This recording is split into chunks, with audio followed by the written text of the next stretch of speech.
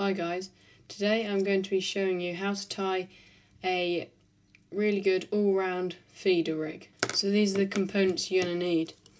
Obviously you're going to need your main line. I'm just going to use the sneak line that you got on the front of the Angling Times this week as my main line. You're also going to need your feeder. I'm going to be using the Guru pellet feeder. This is the 24-gram inline version. A hook length of around about a foot long with a corum quick stop on the end. You can use a band if you want. The line I'm going to be tying the hook length out of is the Garbolino 6-pound line. What you're also going to need is some Drennan swivel stops, and the hook for the hook length is a PR36 size 18. Right, what you're going to need to do now is thread your feeder onto your main line. So just pass it all the way through the feeder to the other side. Now obviously I'm using an inline feeder here. As you see, the line runs all the way through the feeder. If I was not to be using a feeder like that, I'd have a snap link swivel with the feeder hanging off it, so I could change it quickly if I needed to. Right, so now what you should have is the feeder running freely on your main line. Okay, now you've got the feeder running on the main line, you need to add the speed and the swivel onto the line as well. So as you can see, in one end it has a slightly thicker hole, wider hole, and in the other one it's got a much thinner hole.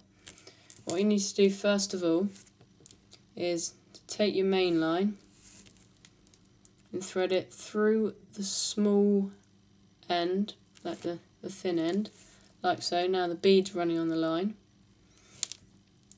You then take your swivel that comes in the pack with it and pass it through and do a 5-turn grinner knot. So stick your finger in the line and wrap it round the line 5 turns.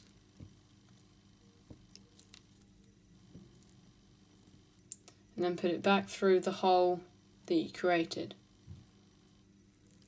Moisten it and pull it tight. Okay, so now you should have your feeder running on the line. Then you should have a bead. And now what you can do is pull the swivel that you had on the end of your main line gently into the bead, like so, and you have it all fixed in perfectly there. So now, when the feeder runs down your main line, it bounces against the bead and stops the rig from tangling.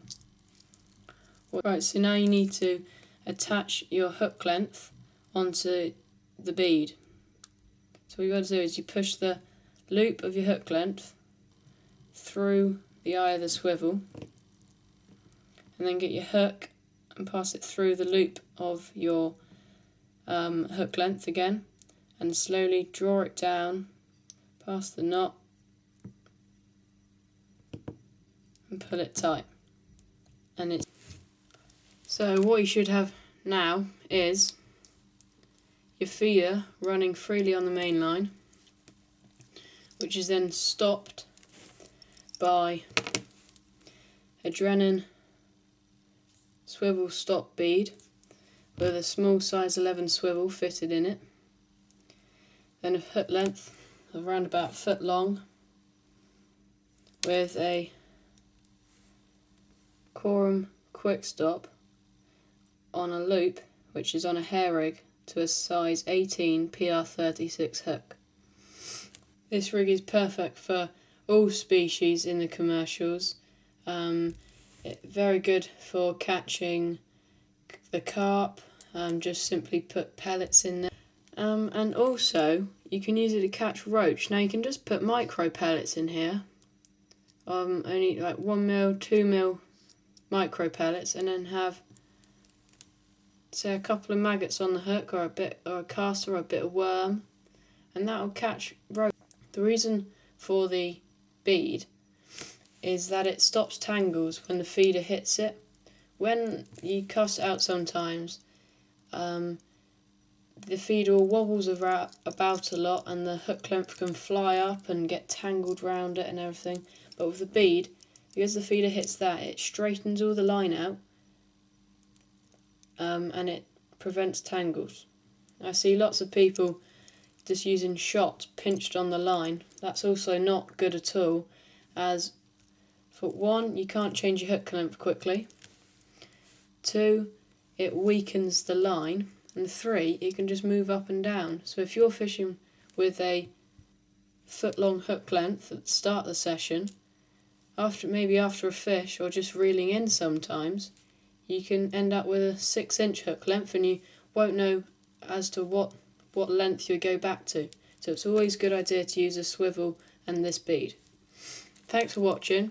For some more useful hints and tips, visit www.fishingguru.webs.com.